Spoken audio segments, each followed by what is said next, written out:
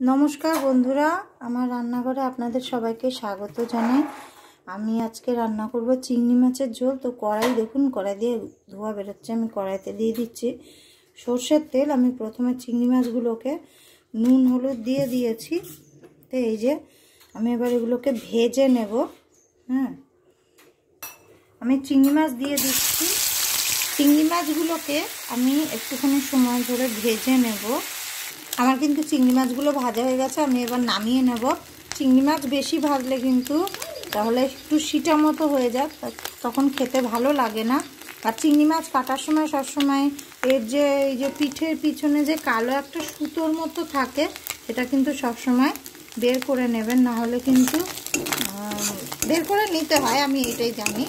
হ্যাঁ, চিংড়ি মাছগুলো আমি নামিয়ে নিয়েছি। কড়াইতে দেবো আর একটুখানি তেল।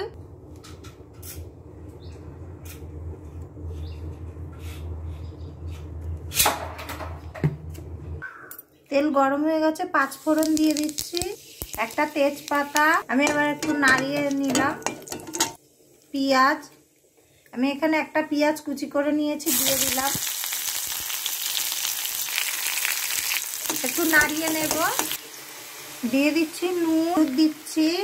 পেঁয়াজটা একটু মিশিয়ে নিয়েছি, একটুখানি সময়ের জন্য এরকমই রাখবো, একটু ভাজা হয়ে যাক পেঁয়াজটা।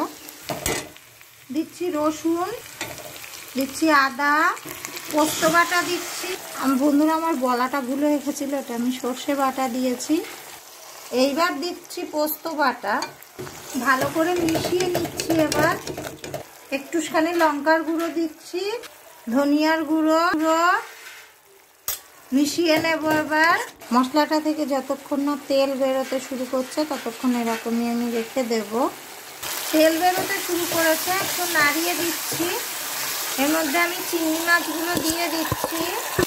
একটু জল দিয়ে দেব, ভালো করে মিশিয়ে নিয়ে দিচ্ছি আমি জল। এতে তরকারিটাকে আমি ঢেকে দিচ্ছি। এবার আমি খুলে দেখে নিচ্ছি। এতে একটু চিনি দিচ্ছি। আমি এবার তরকারিটা নামিয়ে নেব। আমি তরকারি নামিয়ে নিচ্ছি। আমি তরকারি নামিয়ে নিয়েছি। দেখতে কিন্তু পুরো লাগছে চিংড়ি মাছের মালাইকারির মতো। হ্যাঁ, তো বন্ধুরা ভিডিওটি যদি ভালো লাগে অবশ্যই একটা লাইক করে দেবেন, চ্যানেলটাকে সাবস্ক্রাইব করবেন। দেখা হবে বন্ধুরা নেক্সট ভিডিওতে। বাই বাই বন্ধুরা।